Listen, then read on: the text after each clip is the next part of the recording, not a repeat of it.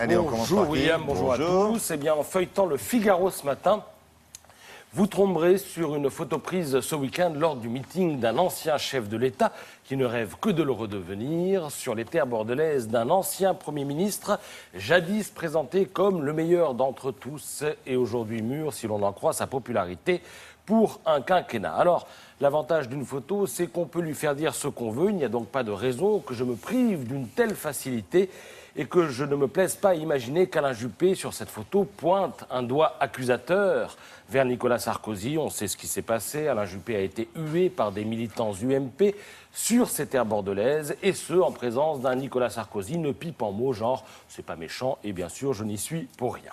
Alors, il n'en faut pas plus ce matin pour que la presse considère que cet épisode fait office de starter à la primaire UMP, car personne n'est dupe. Alain Juppé a-t-il été piégé? Oui, peut-être, oui, sans doute, écrit Paul-Henri Dulimbert dans le Figaro. Cependant que dans le Parisien, eh bien, Martine Chevalet s'interroge sur une salle de meeting possiblement remplie de militants ultra-sarkozystes, transportés par car depuis Tours, Poitiers, Biarritz, etc., etc. Alors les titres sont assez évocateurs ce matin, Sarkozy-Juppé dent pour dent ou encore UMP ambiance tendue.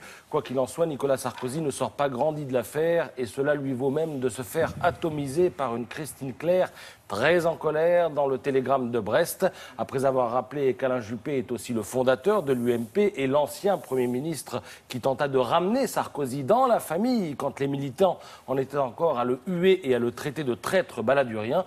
L'éditorialiste sonne la charge. À nouveau, Nicolas Sarkozy a changé, mais pas dans le sens annoncé, écrit-elle. Après avoir démarré sa campagne sur le thème sempiternel du rassemblement, il choisit d'humilier un rival venu l'accueillir à la loyale. Ce faisant, Sarkozy se pose en homme de la fracture et il aura du mal à recoller les morceaux, conclut Christine Claire. Quelques-uns de ses confrères de la presse réputés proches de la droite ne disent pas autre chose ce matin, mais ils le disent différemment, ainsi que Luc de Barrochet dans l'Opinion. La droite qui siffle joue perdant. C'est ainsi qu'il titre son édito où il plaide pour que l'UMP s'occupe du plus important, à savoir son programme. Et puis vous avez Guillaume Tabar qui, dans le Figaro, fait dans l'ironie. Il y a au moins une bonne raison pour changer le nom de l'UMP, dit-il. La première lettre de son sigle, le U, U pour Union, n'a plus aucun sens. Alors pour changer un peu, coup de cœur ce matin pour une photo et un sport où ça se joue à la loyale.